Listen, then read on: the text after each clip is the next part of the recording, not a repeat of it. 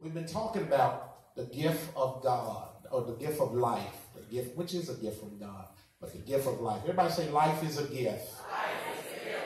All right, so we've been talking about the gift of life. I've been led to impress upon you in this holiday season. It's not so much so gift giving. We've done that before. We've talked about gifts you give to God, and I understand that. We'll certainly run through that. But I've been led to really speak into your lives about you understanding that your life is a gift. Your life is a gift. I think at some point we take life for granted. At some point we don't put into practice the ideal and the understanding of what God has done in our lives. But it is important you leave out of this month knowing you could have been dead and gone. Sleeping in your grave. But the Lord made death stand back and behave. If I was in another church, they'd have shouted right there.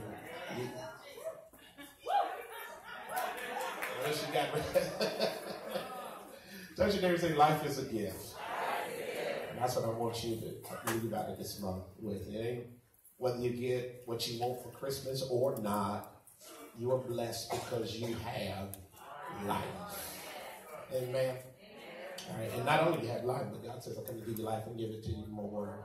And I come to preach that this morning. We're going to deal with that some other time. Let's start here this morning. Turn to James. James, chapter 4. James chapter 4. And I do regret I missed Sunday school this morning. I understand Evangelist Smith did a fantastic job.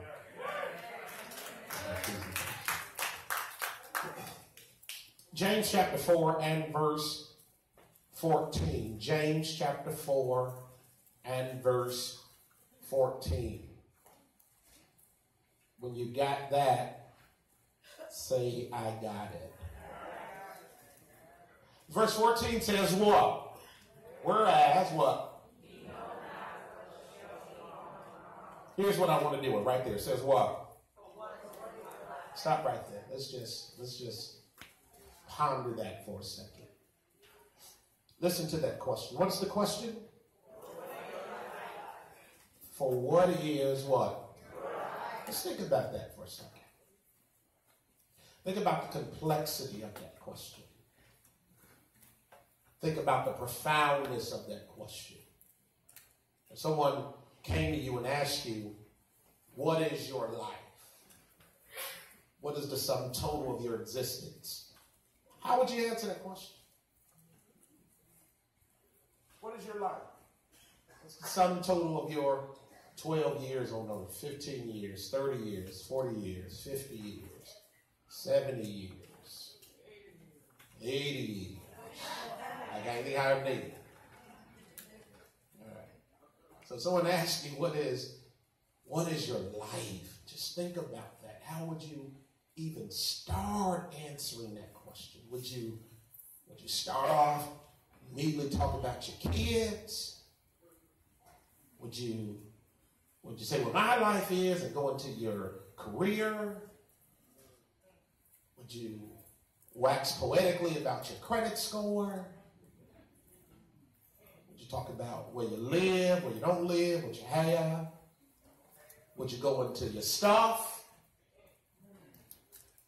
What is your life? If you could describe it in one word, you could describe your life in one word. What word would you say?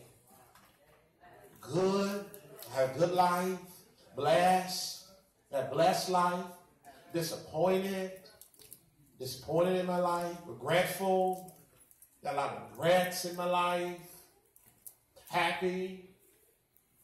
How about this? Satisfied. Had ups and downs, but I'm satisfied.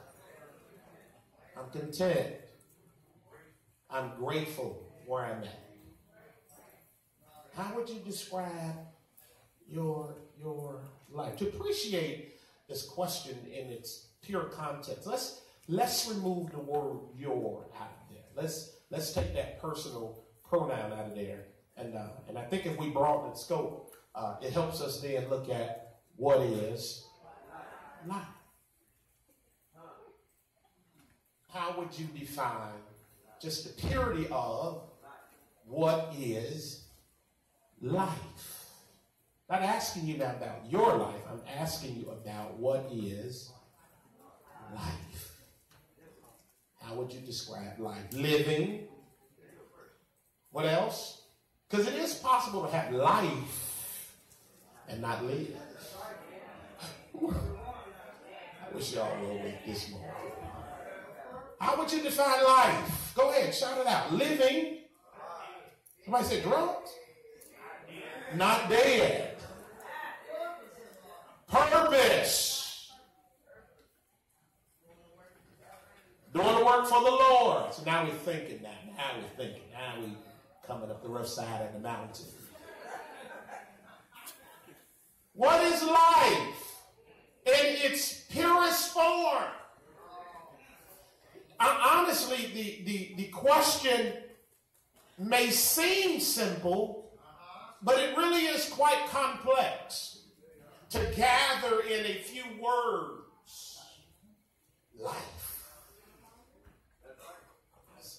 That's tough to grab, Sister Melissa. That's tough. That's tough to ascertain. And it's tough to communicate to somebody else. So let's ask all the disciplines of life.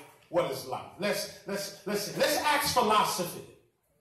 Philosophy, what is life? Confucius says what?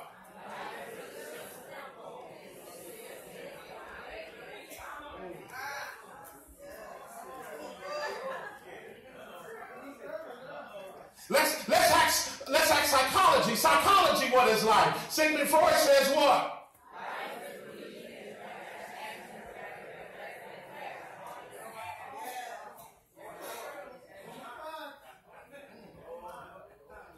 Let's ask sociology. Sociology, what is life? Karl Marx says what?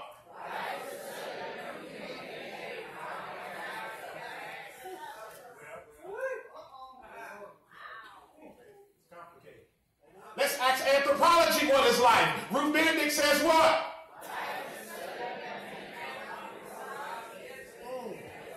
You sound so smart.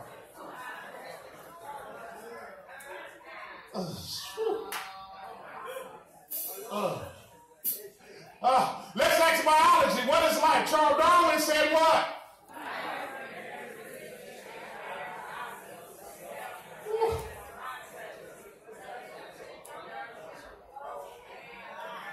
I find your neighbor and say, you got it going on this morning. Listen to how smart you sound.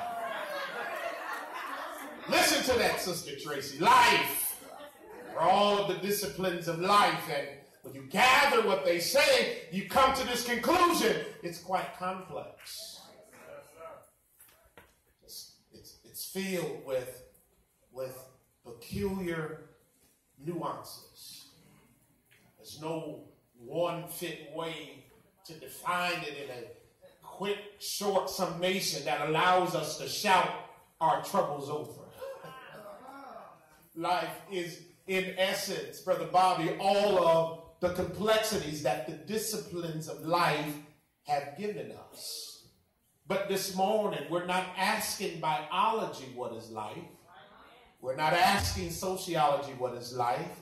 We're not asking anthropology, psychology, or philosophy what is life. We're asking theology. Preach, Reverend Johnson. Theology, what is life? And theology, according to James, puts life in the construct of time.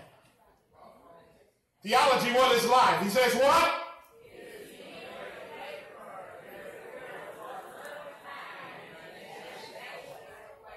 Life then appears from a theological construct. Life is the accumulation of time. But more importantly, life is a short amount of time.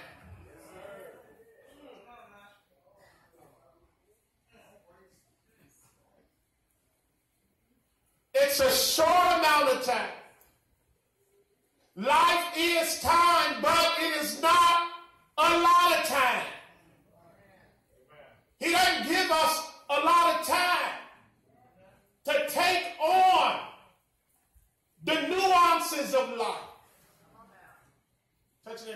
have a lot of time.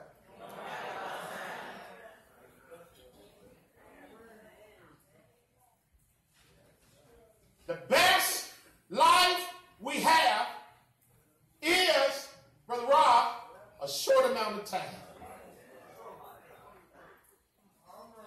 I told you last week, you only have one life. And Sister Grace, this week I'm telling you, and you don't have a lot of time. This gift of life is precious because you do not have a lot of time. Have you noticed how fast time flies? Is it just me? Have you noticed how the days are getting short, appear to be getting shorter? One moment you see leaves on the tree, and the next you see snow on the ground, sometimes while the leaves still on the tree. Have you noticed winter appears to be starting earlier? Is that just me? Summer seems to be going quicker. Is just me? One moment in your life you are, no fall. You've noticed that? We had 2 days of fall. Sometimes say you don't have a lot of time. Seem like one moment in your life you're holding your baby. And it just seemed like as quick as time is turning, the next moment you're dropping them off at school. And as quick as time is moving, the next moment they don't want you to drop them off at school.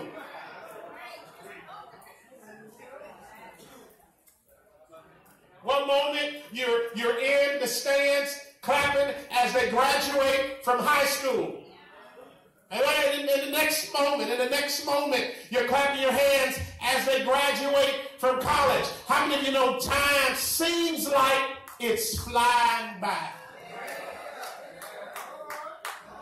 Come on, touch your name and say, you don't have a lot of time. It's because we don't have a lot of time that Psalms 90:12 says, teach us. I'm preaching better than y'all say amen. To do what? Why? What? Help us to number our days. Watch this. Help us to make every moment count. Because we don't have a lot of them. You cannot spend the little time you have stressed out about stuff that don't matter. Because you don't have a lot of time, y'all.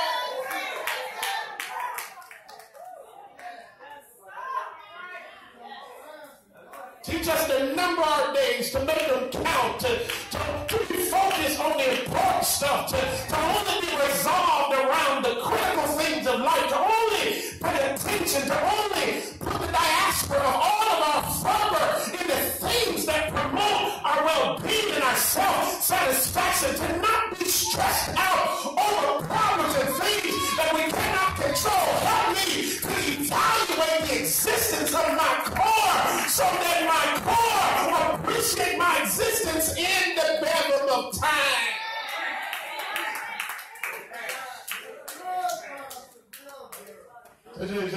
You don't have a lot of time. You don't have a lot of time. Now, because you don't have a lot of time, it is my intent to say three things to you. I don't think we're going to get off one. Here's the first thing we'll say. Take it and say, we don't have a lot of time. So because we don't have a lot of time, Sister Camille, because we don't have a lot of time, then number one, you have. No.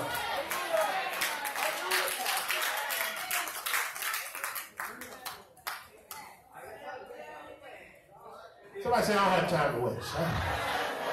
Come on, say it like, I really don't have time to waste. Come on, say, I really don't have time. I really just don't have time. Come on, say it this way, I really don't have time for it.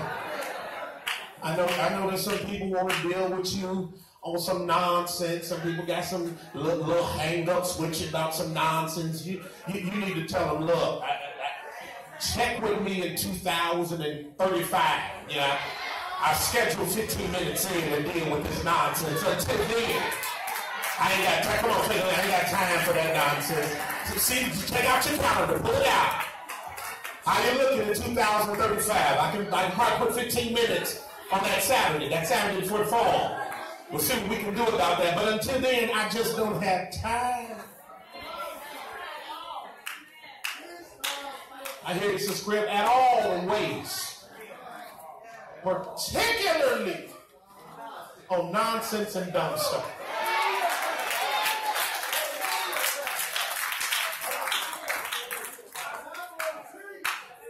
No time to waste. Life is a gift.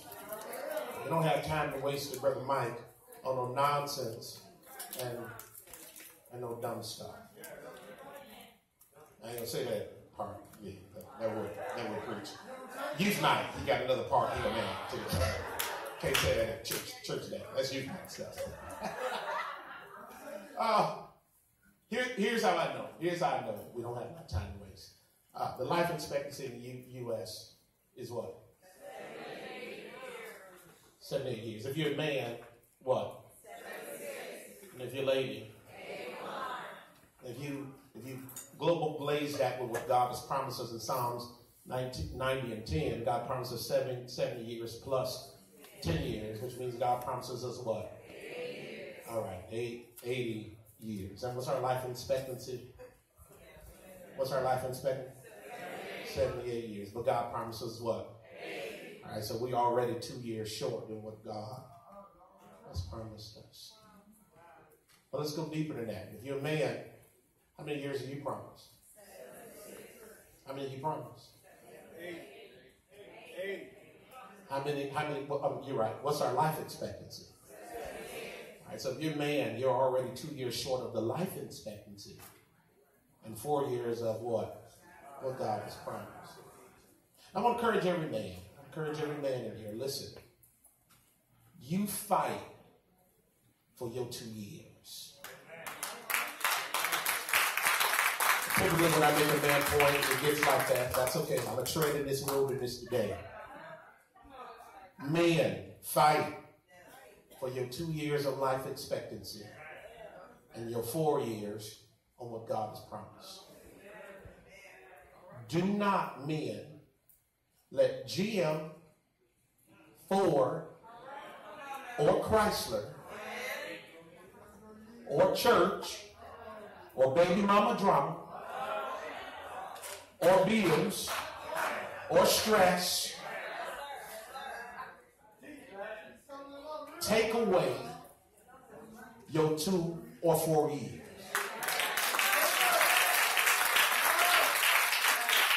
Church neighbors say, fight for him, fight for him. You only got a little time. If you're going to give all your time to Chrysler, Ford, and GM, you're tired, you're so tired you can't even stay up and watch a 30-minute sitcom. You're so tired you can't even throw a basketball. You got this sharp deck, but you could never go on it and enjoy it because GM and Chrysler and Ford and baby mama drama and stress and bills got you so bogged out and wiped out until when you go on the deck, you just sit on there long enough to fall asleep perched under the sun, disgusted by the disgrace of yet another day of fatigue. No, you got to fight for your 2 years. Tell GM, tell Chrysler, tell Ford, tell baby mama drama, tell bills, hold up! Can I give a little time to myself? Hold up! You dare let the vicissitudes of life weaken your life by 2 years, 3 years, 4 years?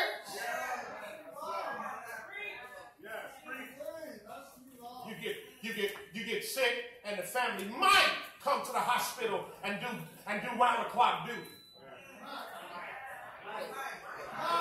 Mama, dad, everybody's showing up. But I'm going to take this whole week off because this mama, and you should for mama.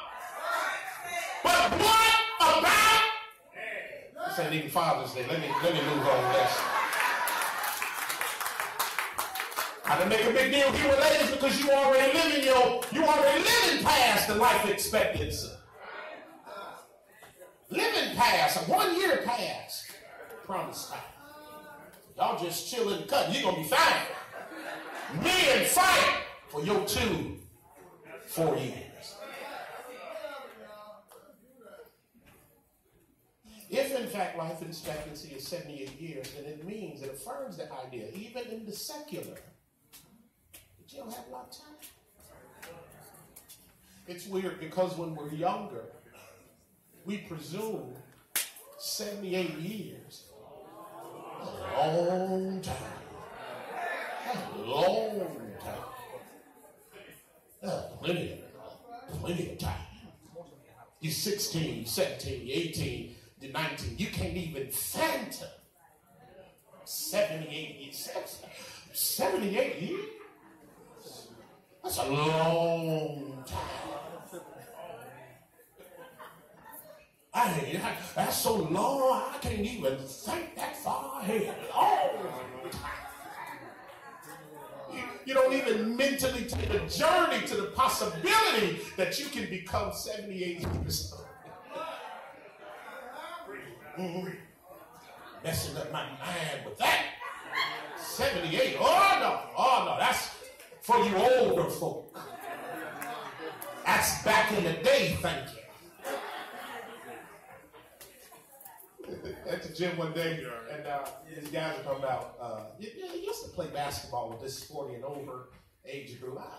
Slowly, these young fellas, Brother Coleman, so shouldn't they be at school, at work, in the morning, during the day? This guy showing up, he was sitting on the sideline talking to these guys, didn't take, and this guy said, yeah, man, high school was a trip. They said, yeah, when you graduate? 2007.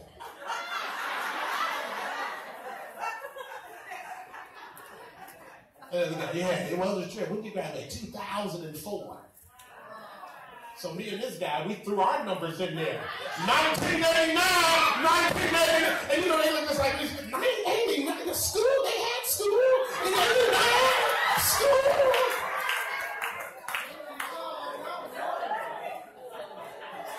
And then was it like school in the building?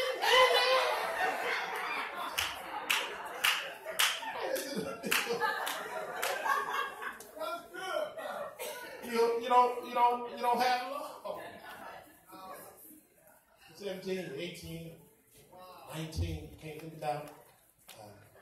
about 78. Your mind won't let you fancy that. But then you get 18, 19. Hear me, young people, hear me.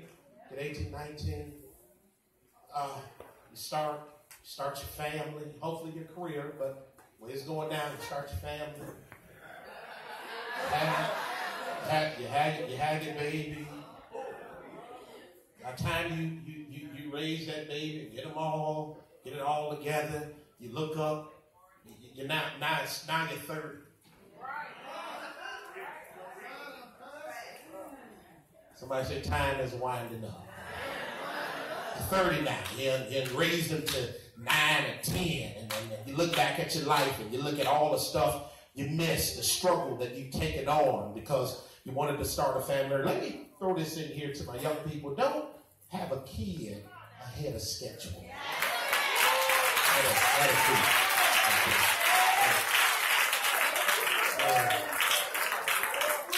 I said this before. I'm going to say it again, Sister Jones. I'm going to say it again. There is absolutely nothing cute about having a baby you cannot take care of. There's nothing. They look cool about it. They look cute about it. They look sweet about it. Look at you. Ain't nothing cute about it at all.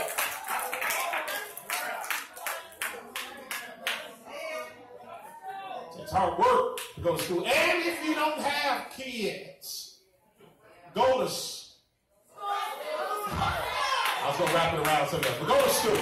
But I will make that point. Even if you are married, if you're married, you just got married, my young people, try to hold off on them kids for a minute.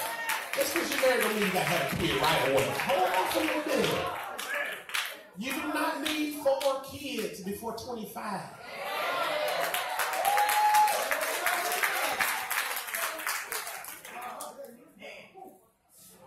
Raise your kids, you get them to a certain stage. Now you're at 30, 32. Looking back at your life and say, I just lost all my youth. I just lost all my youth.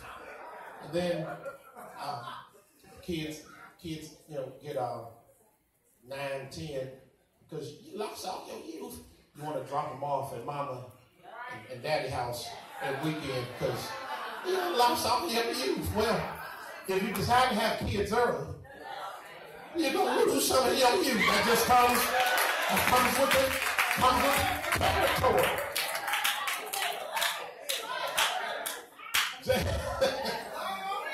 You preachers.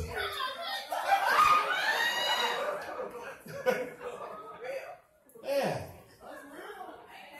So 30 goes by, and you're seeing your kids grow up, struggle, mad at the world because you lost your youth. You're mad at the world, mad at God, mad at everybody because you couldn't go to the parties your friends could go to.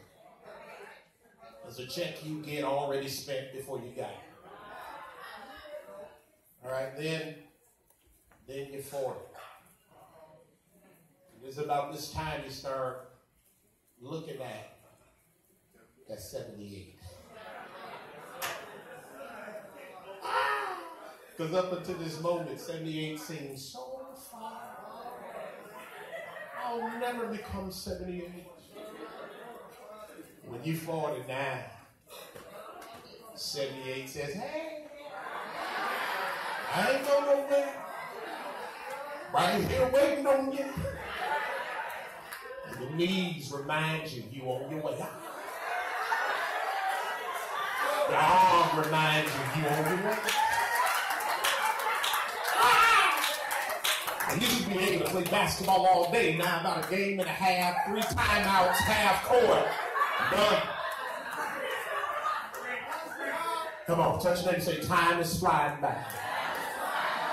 At 40, then, because 78, Trustee Lawrence, is close now to 78, you start doing mental math. You say, hold on. I've lived half my life. You start going through these evaluations. And we call this the midlife crisis. Preacher.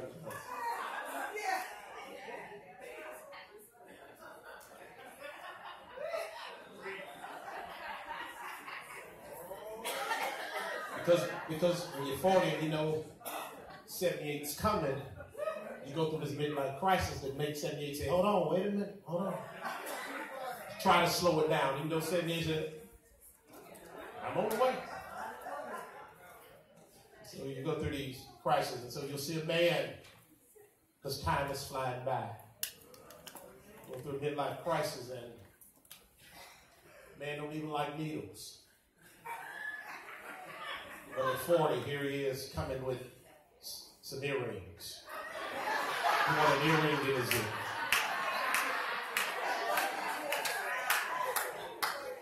He don't like needles, but he's going to get a tattoo. Born to be wild on his arm. Family looks and they observe this man who's been bad for years, conservative man, and yet now he's opening up the buttons on his shirt, letting his chest hairs stick out.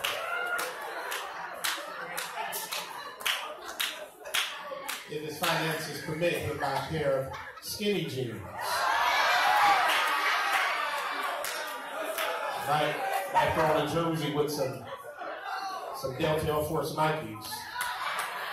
You'll see this man who worked at Chrysler GM for the last 30 years and wonder, who is this guy we living with?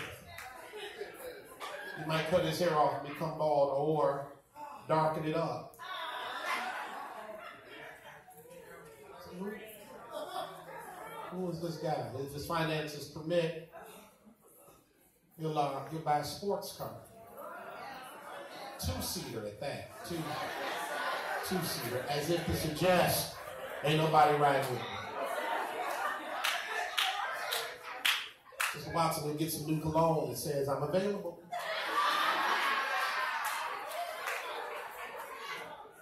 And of course, a young lady at the bus stop with 2 kids, 25, has caught his attention. He loves the attention he gets, but he's married. So he fights it off, but she just wants a ride home. One thing leads to another, and now the midlife crisis becomes another big deal.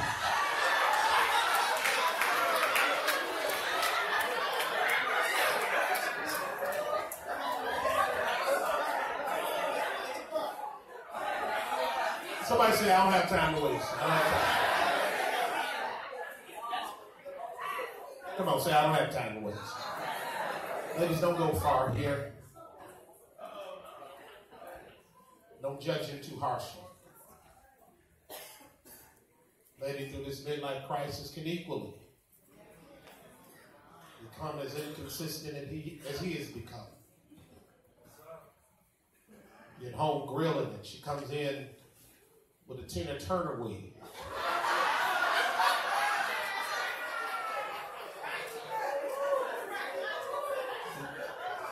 It's red, poofy and puffy, and she looks you in the face and says, "How I look? How I look?" Now, you got to be careful here, because what's weird is when the 20-year-old waitress wore it, she was loose. But here you are now, 45, 48, wearing it in some kind of way it's supposed to be cool. So you ask him, how I look, how I look? He wants to say, well, when that girl wore you, but what he says is, you look fantastic. That's what I thought. Now you could take the arrow and say, no, but good luck.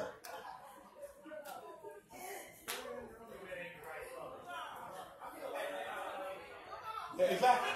Yeah. Walking. No. Right. Wonder will midlife crisis change her hair, her wardrobe, her makeup, attitude, wear a short skirt. For the last 20 years of your marriage, the short skirt's been off limits. Anybody who wears short skirts is crazy. They just loose. You getting close to 78. One last look at the legs before I head in that direction. Which one is it?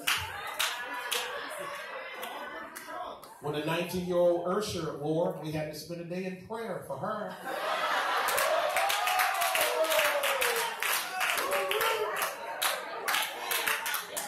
But the 54-year-old woman wears it, and we supposed to say, go ahead, girl, we see you roar. Which one is it?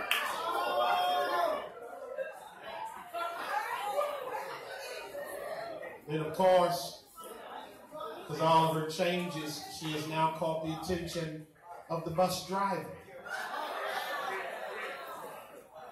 And changed his whole route up to see her. She knows she sees it, and so she becomes infatuated with the attention. She's married, so she fights hard. No. Invariably, if you're not careful, the midlife crisis can lead to an another deal. Somebody say, I really don't have time to waste.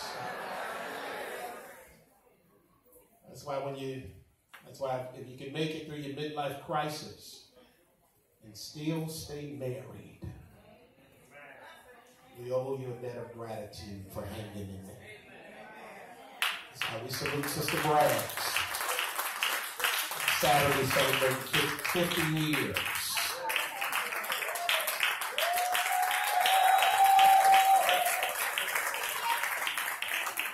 Yeah, all right.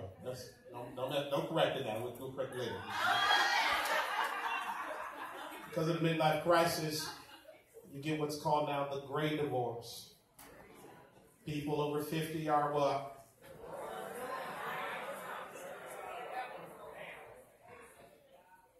As you go through the midlife crisis and you wonder, who is this that I married? People start evaluating life because you get close to 78. Say, well, I want a new house. Well, hold on. I want a sports car. Well, wait a minute. I want to start taking trips. Yeah, but what? I'm gonna open my button up one more button. I want them to not only see my chest hairs. I want them to see my chest. No. Caught myself.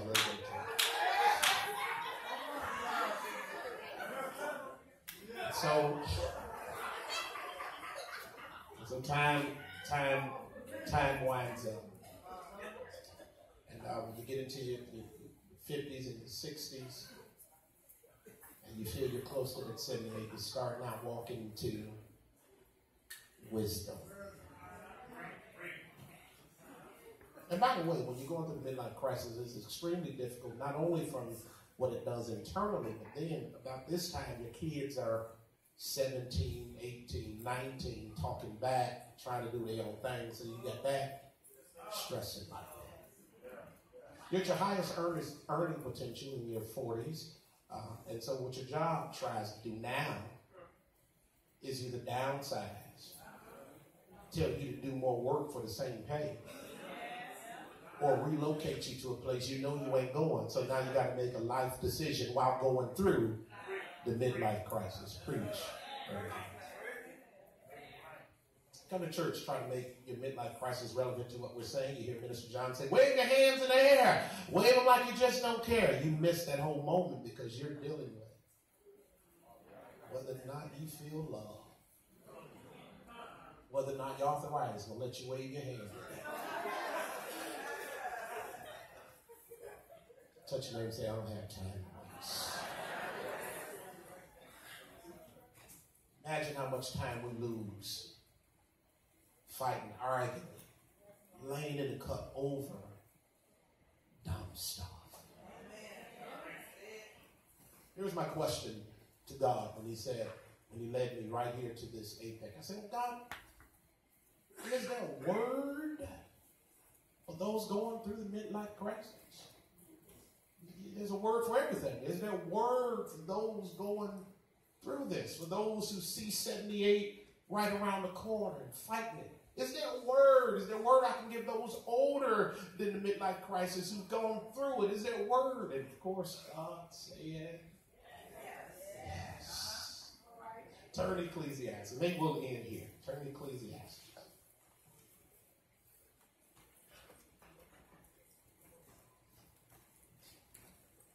And the best way to find Ecclesiastes is to find Psalms. And next to that is what? Proverbs. And next to Proverbs is Ecclesiastes. We're going to go to 3 in a second. Let's start at 2. Ecclesiastes chapter 2. And verse number 9. I want you to see this contrast. And I think we'll pull up on this one. Now, in verse 9 and 10, Solomon talks about what he was able to accomplish when he was young. And then you're going to see the shift as he looks at life in retrospect. when he gets a little bit older, probably going through the midlife crisis. So verse 9, he says what?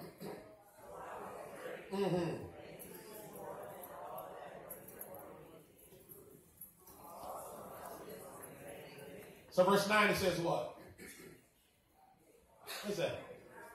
He said, I live life to the fullest.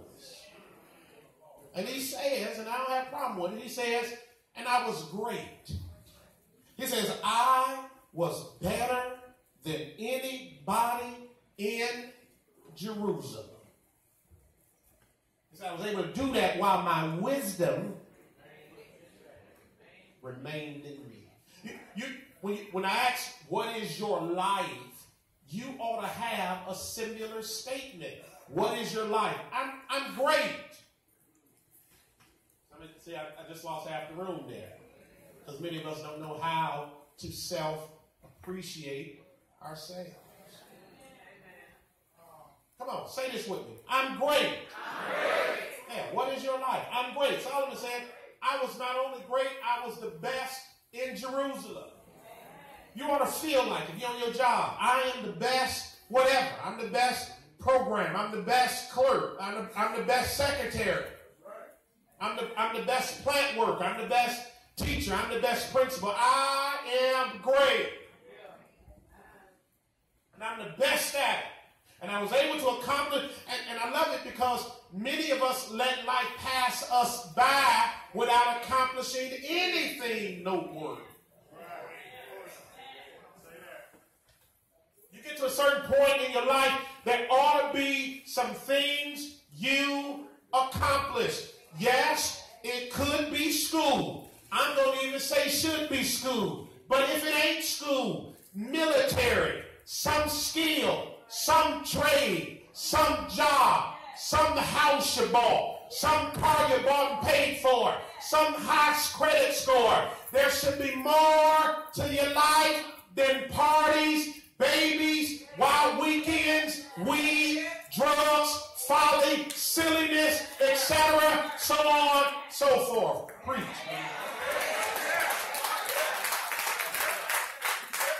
Touch me and say, there's got to be more to you than that. Now, I'm going to take that Deacon Smith touch on there and say, be great. Be great. Solomon says, verse 9, he says, so I was great. I increased more than all that were before me where? Also, my wisdom what? Verse 10, because I worked hard, because I was great. Verse 9, verse 10, he says what? What does he say? I got whatever I wanted. How could he do that? Because he put the time in to be great. If you put the time in to be great and great at what you do, you ought to be able to get some of the stuff your eyes desire in verse 10. I wish I would work hard my whole life and never get any of the stuff that my eyes desire. Come on, touch me and say, you deserve some good stuff too. Some of you talk yourself out of good stuff. Some of you do it because you ain't worked hard enough yet. But when you work hard enough and you've done the time, you've been on the job, man, my whole check is not going on some bills. I wish I would give a bill collector my whole check. I'm going to keep something in my pocket so I can buy myself a pair of shoes or buy myself whatever. Somewhere in your life you should be able to get what your eyes desire, and it ain't a sin to do it.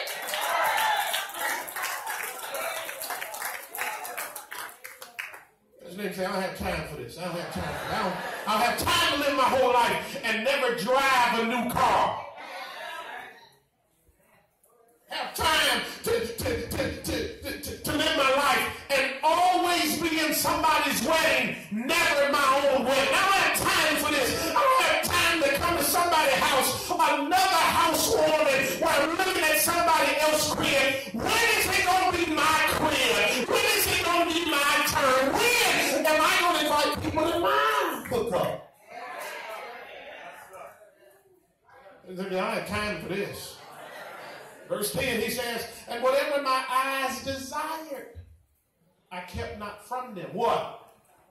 I withheld what? What does he say? He says, I didn't keep no joy from my heart. All right? From my heart rejoice in what? What?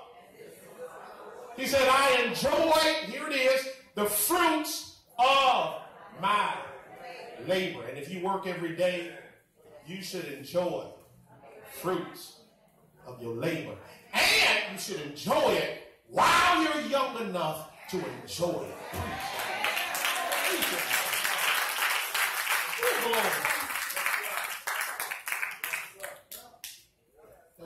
You're going to get a new car when you can't see. You can't drive it at night because your eyes are grew dim. Man, please.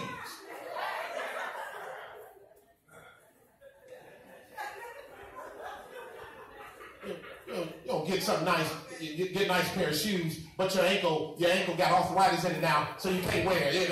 I'd wear them if I could. No, man, get it while you're young. But you gotta put, young people hear me, you gotta put your time in. You are not going to be able to blame no white man for something you didn't give in your own life. Yes, Black Lives Matter, but more importantly, your life should matter. And it should matter enough that you don't let nobody or nothing stop you from putting your time in and being great at what God has called you to be great with. I'm done, Sister J. I'm done. Verse 10, and whatsoever my eyes desired, I kept not from them. I withheld not my heart from any joy, for my heart rejoiced in all my labor, and this was the portion of all my labor. Now, verse 11, he's now looking at life in retrospect. He's probably now got everything that he wanted, but now looking at life in his 40s, maybe 50s, and trying to now conclude the matter on exactly what it is he's got. So verse 11, he says what? Then I look, what?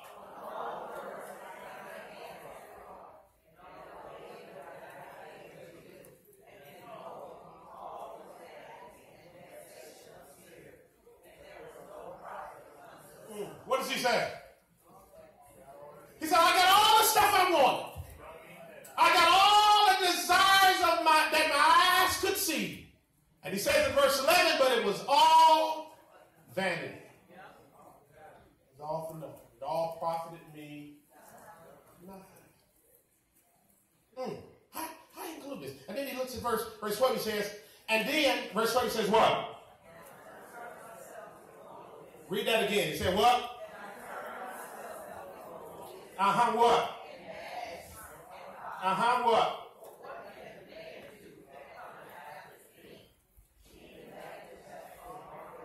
So he says, when I looked at what my life has accomplished, he says, I made the decision to turn to wisdom and not madness and folly. This is where you have to be careful. Here's the word for the midlife crisis. When you go through the midlife crisis, you've got to turn to wisdom and not madness and folly. It is not an excuse to be loose and sinful just because you're 45.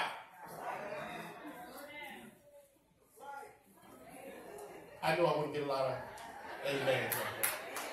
Solomon said, when I looked at life and I evaluated it through his premise, he said, I chose wisdom.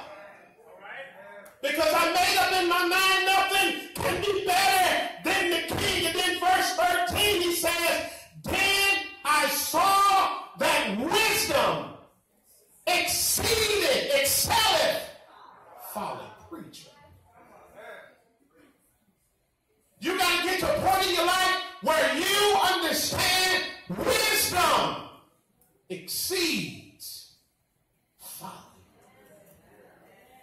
46, 47, 48, you're on your way to get your first tattoo. Born to be wild. Solomon said, wait! About to cut all your hair off. About to, go get that Tina Turner wig. Ain't nothing wrong with it in this presentation. Solomon said, wait! Change, open your shirt, let your chest hair show. Solomon said, wait!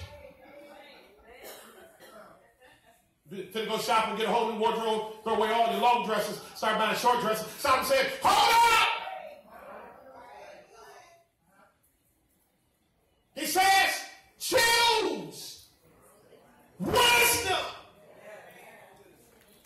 You know I was going to lose the room now. Which means, if I choose to go down that road, still be wise about it. Touch your neighbor and say, be wise about it. A midlife crisis can be demonic if you have the wrong motives. But if you choose wisdom over folly, you can enjoy the little time that you have.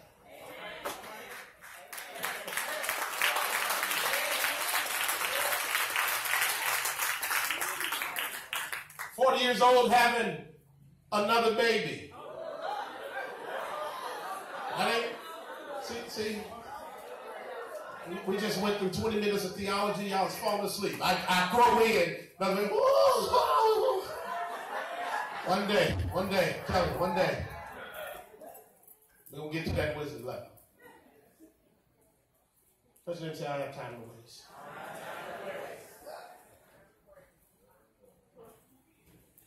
78 is right around. Oh. Sister Jane, can I get 3 more minutes? 3 more minutes? Oh, I can't show y'all this. This blew me away. Now, what's the life expectancy? How many probably? 80. All right. Now, here's what. Sister Jane, start going. The expectancy in Iceland, life expectancy in Iceland is what? What is it in the U.S.?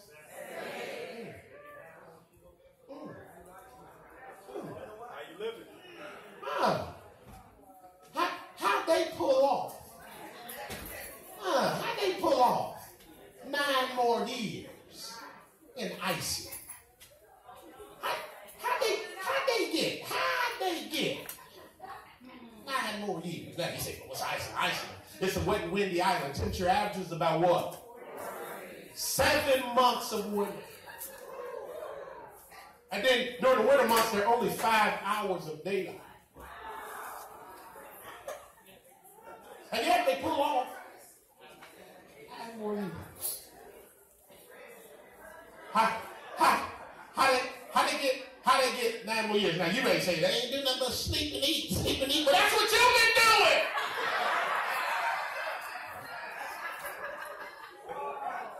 They just sleep and eat. That's what you've been doing. It's got to be looked at some more than that. Now, Iceland has made the decision. So what they do, Iceland boasts low pollution levels and an athletic lifestyle that includes what? What else?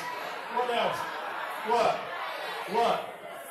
They take those 4 months in the summer, 5 months in the summer, and they live it to its fullest, and they don't have time to waste.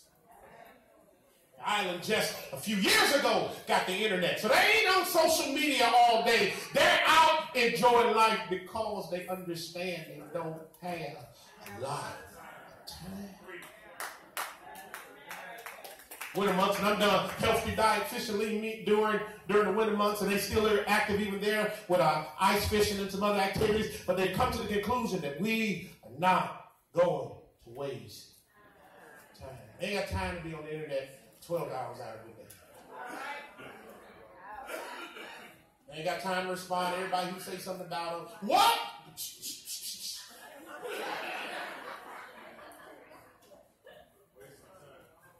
Touch your neighbor and say, I don't have time to wait. Stand to your feet. Life is a gift. Life is a gift. My sister's over there. Today, can I say it, Sil? No? Yes? Say no? Yes? My sister's over there. Wave your hand, Sister Hill. She turns 50 years old today.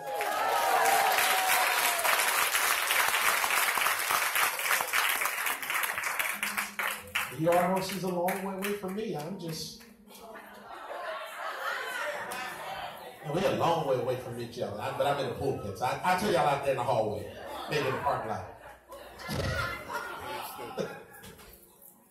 As your name say, you don't have a lot of time. Life is a gift.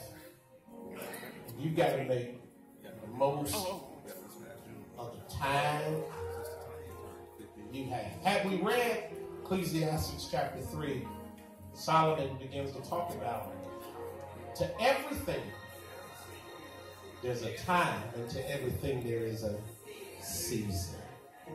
Here's the beauty of God. God is not concerned about us getting close to 78 in terms of time. Because God knows, hear me, a season overrides time. So I don't care what time it is in your life. You always have time for a new season with God. Touch your neighbor and say, I might be out of time, but I'm in my new season. Come on, give God a hand clap of praise. Grab your neighbor's hand. It's a new season. It's a new day. Fresh anointing flowing my way. Thank you, Jesus. Season of power, yes. Prosperity. It's a new season coming to me. God, in Jesus' name.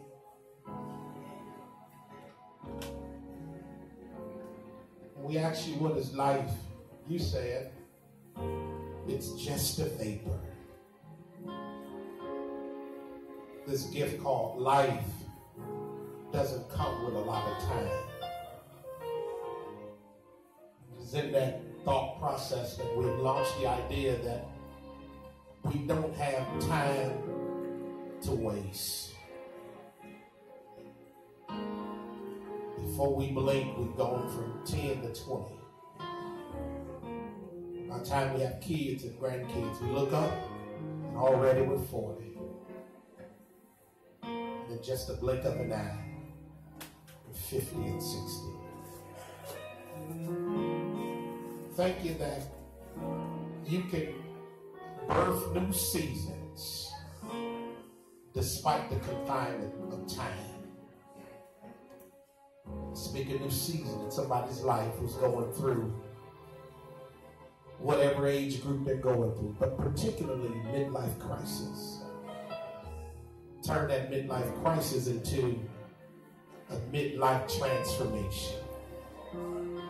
Solomon said, we choose wisdom over folly. Let some young person know, don't be in a rush to grow up. But at the same token, start putting in your labor of love. So that one day we can have some of the things that our eyes desire. I speak life to every person in this place and declare it's a new season. In Jesus' name, and glad heart say this so. Amen. Amen. Come on, give God praise. Come on, this is out. Touch 3 people. 3 people are telling us I don't have time to waste. I don't have time to waste.